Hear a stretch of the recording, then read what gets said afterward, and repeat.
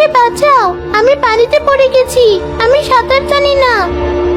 যা ভেবেছিলাম তাই হলো, মেয়েটা সত্যি সত্যি পানিতে পড়ে গেছে, আবার সাঁতারও জানে না। বাঁচাও, বাঁচাও। কেউ মনে হয় মেয়েটার ডাক শুনতে পাচ্ছে না। মেয়েটা আমার দিকে তাকিয়ে আছে। আমার এখন কি করা উচিত? মেয়েটাকে সাহায্য করা উচিত, নাকি ওকে ফেলে নিজের মতো চলে যাওয়া উচিত? মা, বাঁচাও আমাকে। আমার মা সবসময় আমাকে বলতো কাউকে বিপদে পড়তে দেখলে তাকে সাহায্য করতে, চাই সে মানুষ হোক অথবা ব্যাঙ। কি আর করার, মার কথা মানার জন্য এখন আমার বাবার কথার অবাধ্য হতে হবে। এভাবে কে ডাকছে? ব্যাং। ব্যাং আবার এভাবে এত জোরে ডাকতে পারে? মনে হচ্ছে আমাদের পুরো গ্রামকে ওর ডাক দিয়ে কাঁপিয়ে ফেলছে। চল তো শব্দটার কাছে গিয়ে দেখি আসলে কিসের ডাক এটা।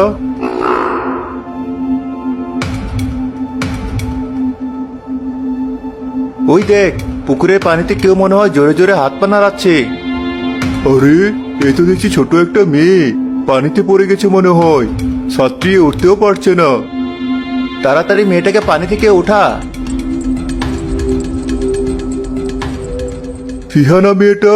এই ফিহা, তুমি ঠিক আছো? পানিতে কিভাবে পড়লে? ওই পদ্ম ফুলগুলো তুলতে গিয়ে। এখানে যে একটা ব্যাঙ ছিল, ব্যাঙটা কোথায় গেল? ব্যাং? কিন্তু আমরা তো এখানে কোনো ব্যাং দেখিনি। তুই দেখেছিস? না তো, তবে আমরা যে এক অদ্ভুত ডাক শুনে এখানে ছুটে এলাম, ওটা কি সেই ব্যাঙেরই ডাক ছিল? হ্যাঁ, ওই ব্যাঙটা যদি ডাক না দিত, আমি আজ পানিতে ডুবেই মারা যেতাম। আমরা কোনো ব্যাং দেখিনি। চলো তোমাকে তোমার বাড়িতে রেখে আসি। ফিহার মা ফিহাকে ঘরে তুলে নিয়ে সুস্থ করে তুললো। ফিহা পুরোপুরি সুস্থ হয়ে যাওয়ার দুদিন পর আবার পুকুর পাড়ে গেল আজব সেই ব্যাঙটাকে খুঁজতে। এই মেয়েটা আবার এখানে কি করছে? সেদিন পানিতে পড়েও শিক্ষা হয়নি? ওই তো সেদিনের ওই ব্যাঙটা, আগের জায়গাতেই আছে। মেয়েটা আমাকে দেখে ফেললো, তাড়াতাড়ি পালাই এখান থেকে। কোথায় যাচ্ছ? আমাকে ভয় পেও না, আমি তোমার ক্ষতি করতে আসিনি, তোমাকে ধন্যবাদ জানাতে এসেছিলাম। জানি না তুমি আমার কথা বুঝতে পারছো কিনা, তবে সেদিন তুমি ওভাবে ডাক না দিলে আমি আজ এখানে দাঁড়িয়ে থাকতে পারতাম না। আমি মানুষের সব কথাই বুঝি এবং চাইলে মানুষের মতো কথাও বলতে পারি। তাই তো দেখছি। এক কাজ করো, তুমি আমার সাথে চলো। আমার বাসার পেছনে একটা ডোবা আছে, আজ থেকে তুমি ওখানেই থাকবে। না, আমি যাব না।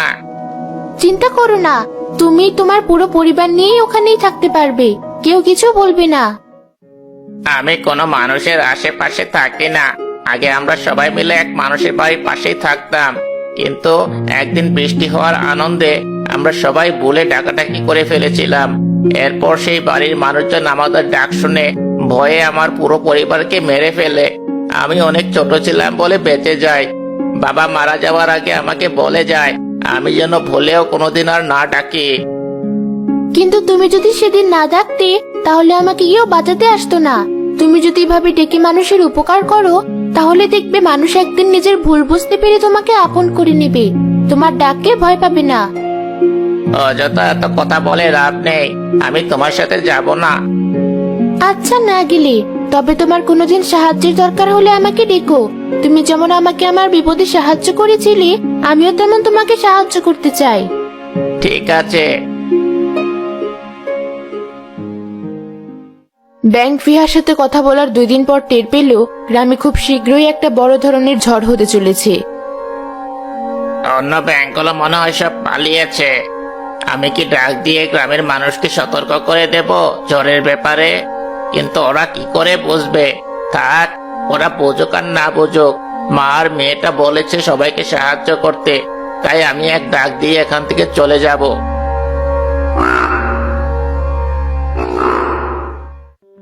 সেই ব্যাঙটা আবার ডাকছি, ওর কোনো বিপদ হলো না তো? গিয়ে দেখি তো। কোথায় যাচ্ছিস ফিহা? কেবলই বাইরে থেকে কিসের যেন একটা ভয়ানক ডাক শোনা গেল। তুই এখন বাইরে যাস না। ওটা কোনো ভয়ানক ডাক নয় মা, ওই ডাকটার জন্যই আমি তোমার কাছে ফিরে এসেছি। তুমি চিন্তা করো না, আমি একটু পরে চলে আসবো। এখন মানুষজন আবার জড়ো হওয়ার আগে এখান থেকে সরি। কি হয়েছে? তুমি এভাবে ডাকলে যে? তুমি এত তাড়াতাড়ি চলে এসেছো। অবশ্য আমি জানতাম তুমি আসবে। চলো একটু ওদিকটাই যাই, ওখানে সহজে কেউ যাওয়ার কথা না।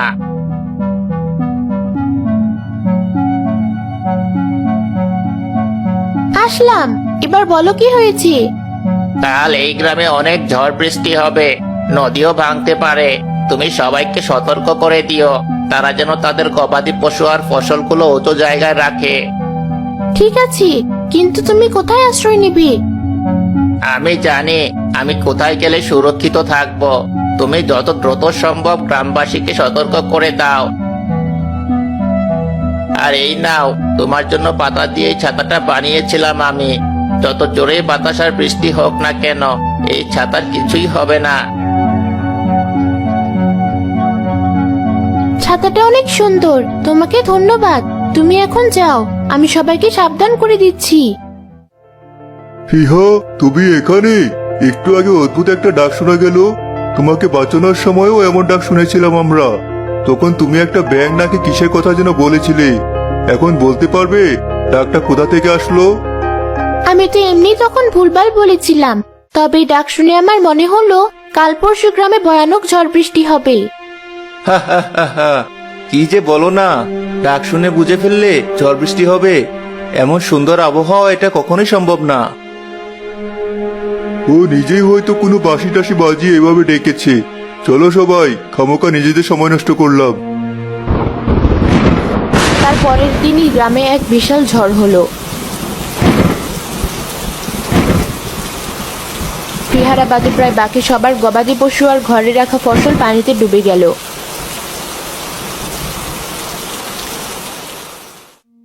কেন যে সেদিন তোমার কথা শুনলাম না, তাহলে আজ আর এই দিন দেখতে হতো না। এরপর আবার যদি আমরা ওই ডাক শুনি, তখন তুমি আমাদেরকে যা করতে বলবে তাই করব আমরা।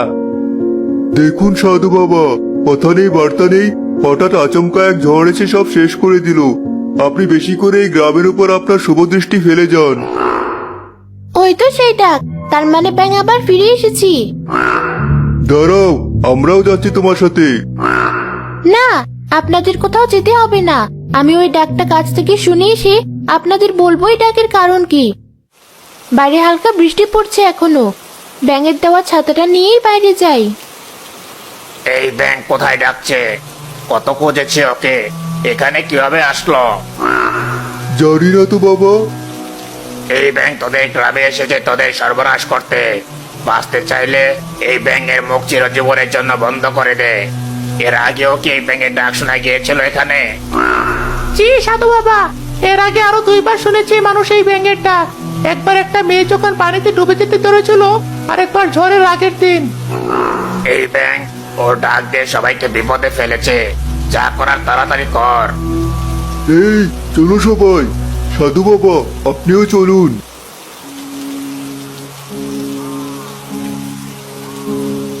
কি হয়েছে? তুমি এভাবে ডাকছো কেন? একটা তো সংবাদ আছে, আগের ঝড়ের পর আজ সন্ধ্যায় আবার ঘূর্ণিঝড় হবে। তুমি সবাইকে সতর্ক করে দাও। ঠিক আছে, এখনই যাচ্ছি।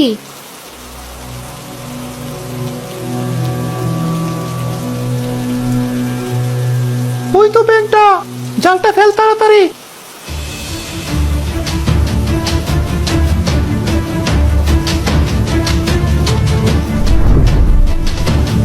হয়েছে, এবার আটকেছে। কি করছেন আপনারা? ও কিভাবে আটকাচ্ছেন কেন? এই ব্যাঙের জন্য আমাদের গ্রামে এমনিতেই বড় এক ঝড় এসেছে। ওকে না মারলে এমন ঝড় আরো আসবে, তাই ওকে মারতে এসেছি। আপনারা ভুল করছেন, ও তো আমাদের সতর্ক করার জন্য এভাবে ডাকছিল। চাচা, আপনিও এসেছেন। আগের ঘটনার পর আপনি বলেছিলেন এই ডাক শোনার পর আমি যা বলবো তাই শুনবেন। এখন আমি বলছি, দয়া করে গ্রামের সবাইকে ঘূর্ণিঝড়ের ব্যাপারে সতর্ক করে দিয়ে আসুন। ঠিক আছে, এখনই যাচ্ছি। কি ভেবেছেন সাধু বাবা? আমি আপনাকে চিনতে পারিনি। এর আগেও আপনি আমাদের রক্ত খেয়ে নিজের ক্ষমতা বৃদ্ধি করার জন্য আমাদের পিছনে পড়েছিলেন। আজকের পর থেকে আপনি আর আমার পিছনে আর সাহস পাবেন না। কি করবি তুমি? তুমি তোমার ছাতাটা নিয়ে আমাকে জাল থেকে ছাড়িয়ে তোমার হাতে তুলে নাও। বাকি যা হওয়ার নিজেই হবে। না, ও ওই ব্যাংকে ধরবে না তুমি। কালু, ওদেরকে আটকা।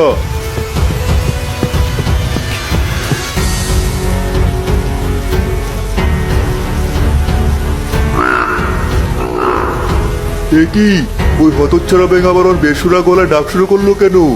তার দিকে হঠাৎ এমন অন্ধকার হওয়া শুরু করলো কেন? আর এত বাতাস কোথা থেকে আসছে?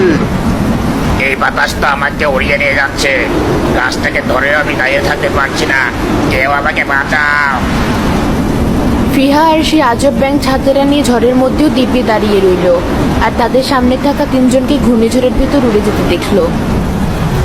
আজ থেকে আমি তোমার সাথে থাকবো। যে ভয় দেখিয়েছি, ওই লোকগুলো আর আমার পিছনে আমার কথা চিন্তাও করবে না। ঠিক আছে, চলো।